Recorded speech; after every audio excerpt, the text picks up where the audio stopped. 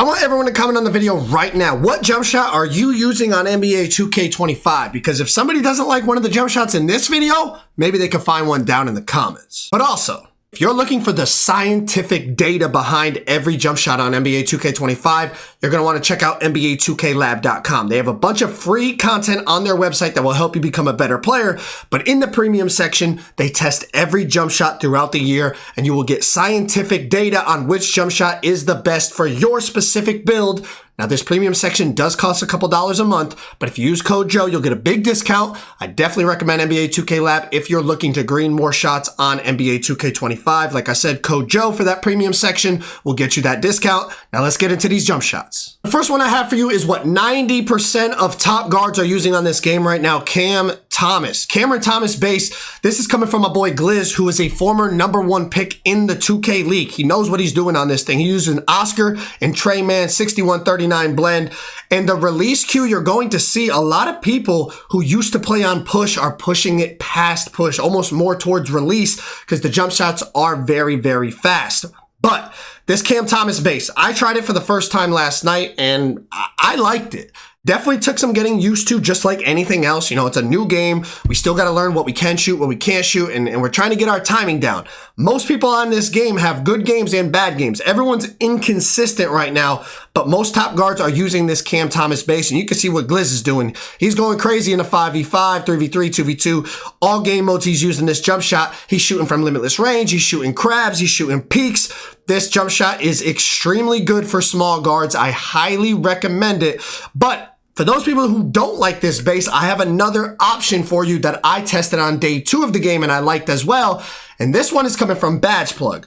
This is Allen Iverson base. It feels a lot like Tracy McGrady from last year, which, as you guys know, I used that for probably more than half of the year. T-Mac base was really good in 24, one of the best bases. Iverson feels very similar to that, and this is for small guards. You get a nice elevation and a nice lean back to it. It's very different than Cam Thomas, so if you don't like that Cam Thomas, I definitely think you give Iverson a shot. I know a lot of people also recommend Kyrie Irving. I tested that. To be fair, it was day 1, and I wasn't really feeling it, but I was also no badges, no hotspots, no anything on day 1, so that might have been part of the reason why, but Iverson base, definitely valid. Moving on to those medium-sized players, this is coming from my boy Chalk. We got the Jalen Tyson base. He's using Sadiq Bey and Oscar Robertson 30-70 blend. This is a jump shot that is a bit slower. You see, it's not an A+ speed, but it's still so fast. Like the jump shots on this game, I don't think right now you need A+ speed like we used to always try to get last year. The jump shots are so fast. The contest system, I don't know, people haven't figured it out yet, or maybe just people don't have their defensive badges, but Chalk is definitely one of the more consistent shooters I've seen. But when I say that, I want y'all to feel bad if y'all are having bad games, because I have bad games, Chalk has bad games, Badge Plug, everyone's inconsistent, even the people you're watching in this video. Nobody in this video is shooting 82% from 3 like they were in 2K24, right? It's a brand new game. It's going to take us some time to figure out. People are having inconsistent games just like you are. But this Jalen Tyson base for these bigger players, Chalk's build is 6'6" that you're watching here.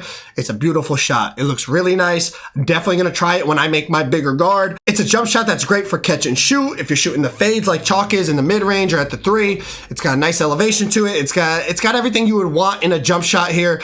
Jalen Tyson base, that Oscar Sadiq gets you that nice high release. It's an absolutely beautiful jump shot. I highly recommend you try it out. Next up is coming from my boy Double H. He's using that Torian Prince base also with Oscar and Sadiq. Now, what you see, you're starting to see that theme, right? The releases that people are using are very similar to what they used on 24. And the reason for that is because they find a level of comfort in those releases because they are used to the way they look. So if you had releases that you liked on 24, maybe try them out this year and see how they feel on whatever base you decide to go with. But as you can see, Double H going crazy with the fades, crazy with the peaks. He's shooting crazy stuff. He's really putting the jump shot to the test, and he's sparking with it. Now, Double H is playing on his 6'6" build in these videos, so Chalk's and Double H's jump shot were both on 6'6" players. You can get them on taller builds, obviously, if you meet the attribute requirement, but these jump shots are really good for the taller builds. And I honestly think right now, because we're so new to the game, it might be easier to shoot on bigger players simply because the shot is not quite as fast. So it gives you a little bit more time to adjust the release, whether it's a bad catch animation or you get a bit of a gather, or maybe off the quick stop, it makes you shoot it a bit faster than you were ready for. You know, we're still figuring the game out, and having a bit more time to adjust to the shot as a taller player might be helping people out. Staying with those medium-sized players, this is coming from my boy Swag. Swag is using that Jarrett Culver base with Oscar and Troy Brown Jr. 50-50 blend. Now, Swag's jumper, Jarrett Culver, is also kind of, we call it like a poor man's Tracy McGrady. It is very similar to T-Mac last year, and also something you're going to start to see from the next couple people in this video is they're using that rhythm shooting, that shooting that they added with the right stick. And I will say, if you are a spot-up player, it is very, very good. If you're somebody that's dribbling the ball a lot, I think it's a bit of a challenge to go from cooking up on the dribble into a quick stop into shooting with the rhythm shooting. But if you're more of a catch and shoot guy, like Swag is on his 6'7" power forward, right? So he's like a defender, he's guarding the PNR, and then he's spotting up on the other end. But even in transition like that, like you see him stopping, setting his feet, and then shooting. But off the catch and shoots, the dexes, the pops, shooting with the rhythm shooting is something you definitely want to experiment with, especially as a bigger player. It is very, very good once you get it down. You see Swag is using it very, very consistently here. Next up, we're moving on to the big man, the real big man, the 7-foot-plus big man, not the 6'7", 6'8" big man that people use in the park. We're talking real centers.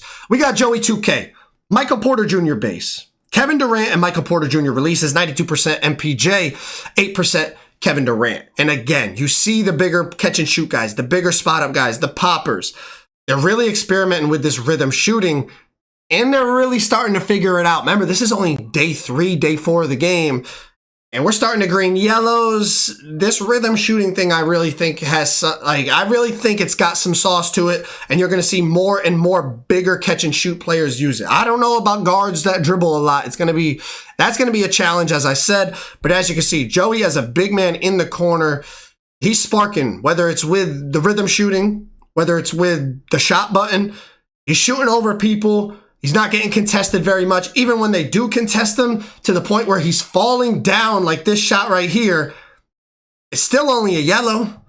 The big builds can really shoot over people, especially people that have low perimeter. It's like you don't even see them, right? It's like KD in real life. You're just shooting over them. You don't even see them. They don't bother you. Another big man jump shot we have. This is coming from Tonic. Jonathan Isaac base with LaMarcus Aldridge and Jarrett Jackson Jr. releases, 59% LA, 41% Triple J. Now, Tonic is also a big man popper, right? He likes to not only shoot the pops, but he's also getting into the post a little bit, isoing up on the dribble a little bit, and the Jonathan Isaac base is good yet again. That was something that a lot of people used in 24 on the taller players. I mean, like I said, he's getting into post, he's making red fades. It's definitely a base you might want to test out if you are a big man. Shooting from limitless damn near, this is something you're going to want to experiment with. Jonathan Isaac was a base that was consistent in 24, as I said, and it looks like it's absolutely back. Whether you're playing in the post, whether you're isoing up on some type of big man dribble build, whether you're just a catch and shoot guy in the corner, whether you're a popper, check out that Jonathan Isaac base. It's got a nice elevation to it, as you can see. It definitely looks like something that's very consistent in terms of when you're going to have to release that shot. These have been some of the best jump shots on NBA 2K25. If you're looking for the best settings and controller settings to help you green more consistently, click that video on the screen right there. It will help you out a ton.